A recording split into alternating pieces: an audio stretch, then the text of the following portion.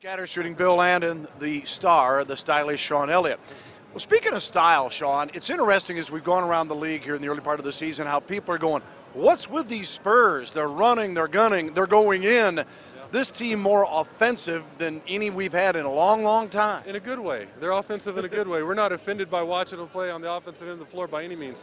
You look at the great passing teams of this league, Boston, the Lakers, us, obviously. I think that's where the real key has been for us this year. We're an excellent passing team. We make a lot of extra passes. If you look at our ratio of baskets made to assists, it's got to be one of the highest in the league. So we're not the old Spurs where we'd come down, we were plotting, we throw it into either David or Tim, hope those guys command a double team, the ball comes out, and we're shooting three balls. Now we're a team that uses screen and roll. We use our penetration. We have guys that can break down the defense at a lot of positions. That's been uncommon for us over the last couple years. And we have guys that can step up and make shots. And when you have that combination and you have guys that want to share the basketball and genuinely care about each other, it becomes contagious and you have a great offense. You look a little further at the 100+ that the Spurs are racking up every game. You say three ball. All right, Matt Bonner's healthy. Gary Neal's new. He's knocking them down. Richard Jefferson's improved.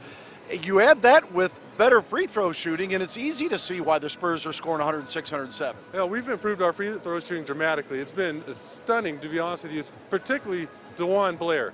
You saw him last year. Sometimes he looked like the guy who wanted to walk the plank. You know, he's on the free throw line. But now he steps up there with a ton of confidence. He's shooting over 80%. You know, I did that once or twice in my career. So for a power forward at that position to be able to shoot free throws as well as he does, and then you go down the line, the way Richard Jefferson's shot has adjusted. George Hill's been phenomenal from the field and from the line. Same with Tony Parker and Manu Ginobili.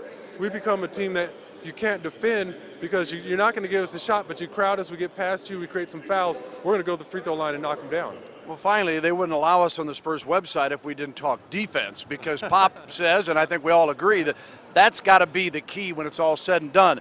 Are they getting better defensively, and do you think they'll become a good to great defensive team by the end of the year? Oh, absolutely. We've said it several times. You know, no one goes into the gym in the summertime and works on their D.